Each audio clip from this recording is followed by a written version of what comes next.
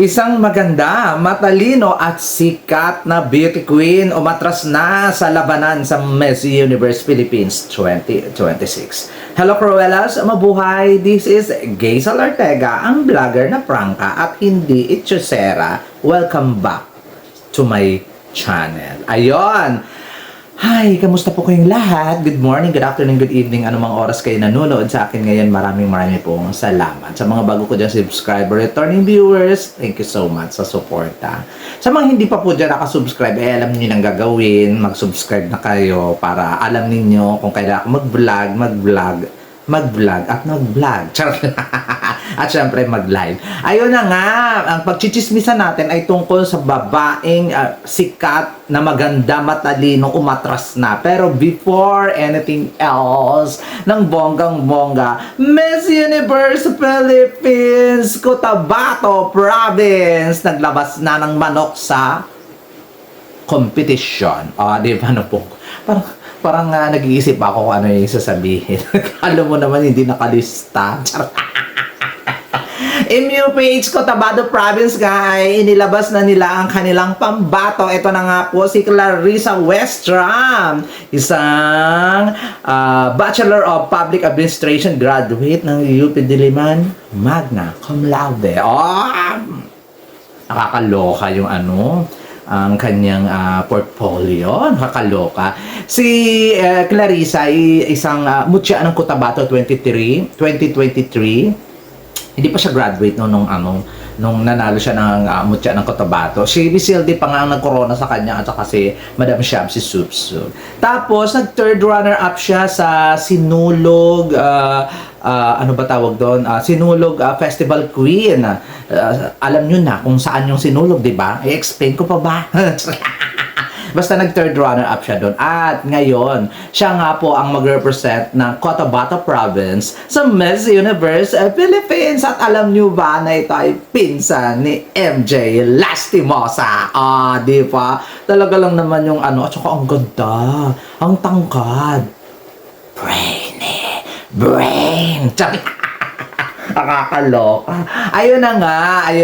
Ito na tayo sa ating main topic talaga. Sino ba itong beauty queen na umatras na sa competition nung nalaman ang mga kasali sa Miss Universe Philippines? Natakot ba ito or mga kaibigan niya yung mga makakalaban? Hulaan po ninyo ito ng bonggang-bongga. Pero actually, sa may perspective ko umatras siya kasi tama lang. Hindi niya siguro panahon ngayon. Ako lang to kasi kung sasali uli siya, magiging talunan uli siya. Pero maganda to matalino, sikat. So, hindi niya kakayanin ang bardagulan. Kasi baka kawawa na itong beauty queen. Maluloka na siya pag malotlot de Leon uli siya. Nakakaloka, no? Pero, kudos naman sa yung pag-back out. Hindi na pag-back out. Hindi pagtuloy sa Miss Universe Philippines 2026 kasi napakarami talagang mga makakalaban na pwedeng makoronahan at medyo malayo siya sa contention, malayo siya sa alam mo yun, malayo siya sa possible na ibigay uli iba sa kanya yung corona. Hindi ba sure na siya ang mananalo? Mga ganung level kasi nga siguro wrong timing. Siguro kung ikaw yung sumali ng mga basta guys, tama lang yung desisyon na umurong na lang sa competition kasi I think duguan talaga ngayon at lalo lang siyang masasaktan pag malot-lot uli siya. So, sino itong beauty queen nito ng bonggang-bongga? Actually, galing na rin siya sa mga ibang mga national pageant. Ayoko nang magsalita kung anong national pageant.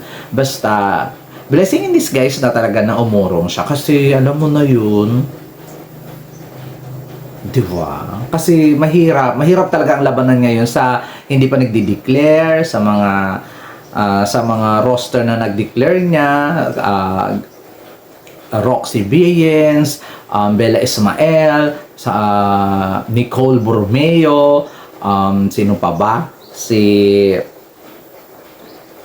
Basta napakadami at saka napakaraming newbie ngayon na talagang matatangkad pa na pwedeng kumabog sa kanya at malulukob uli siya. Pero hindi ko naman nasabing na duwag. Tama lang yung desisyon. Pero para sa iba siguro baka naduwag. Para sa mga hindi niya fanay na ay, ulit ka na naman, mga ganon. Di ka pa natuto, gano'n. Pero alam niyo na siguro kung sino yung tinutukoy ko. Kung alam niyo yun, nakakaloka, comment down below nga. At saka hindi lang siya ang nag-back out. Ay, hindi naman nag-back out, Hindi tumuloy. May isa pang kandidata na hindi tumuloy. Sumali sa Binibini. Sinabi ko na to sa live ko eh. Sumali sa Binibini, sa Miss World Philippines, at saka sa Miss Universe Philippines na rin. Hindi na rin na tumuloy. Kasi alam niya na yung kalalagyan niya. Ha? Nakakaloka. Ay, nako. Kung tumuloy itong dalawang to, nakakaloka talaga yung roster ngayon. Hindi mo alam kung sinong pipiliin. Grabe talaga. Hindi mo alam kung sino pipiliin, sino baga ang susunod ng Miss Universe. Mabuti na lang nakapag-isip-isip kayong dalawa. Na hindi na tumuloy. Kasi malayo talaga malayo ang katotohanan na ibibigay sa inyo. Kasi yung isa, inclusive, tapos yung isa, hindi ko alam, hindi talaga siya rin nakaka-Miss Universe. Pero laban pa rin siya ng laban.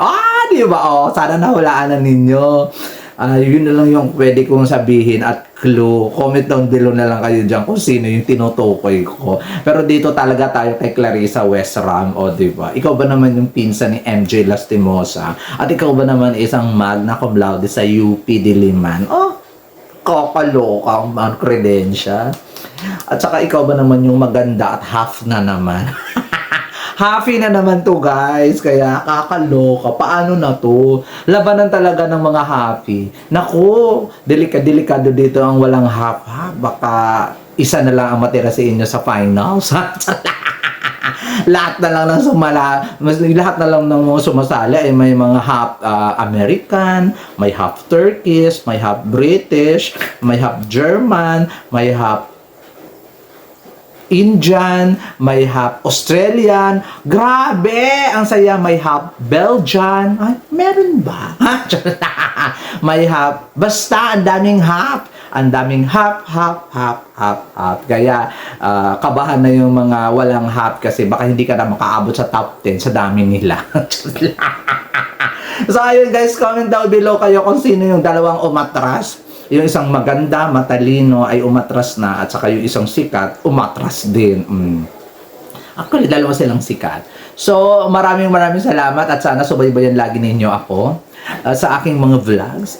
This is Gazel Ortega, ang prangka at hindi itchusera. Hindi kagaya ng iba na puro positive lang sinasabi para maraming maloko. Charot lang. Maraming salamat. Paalam.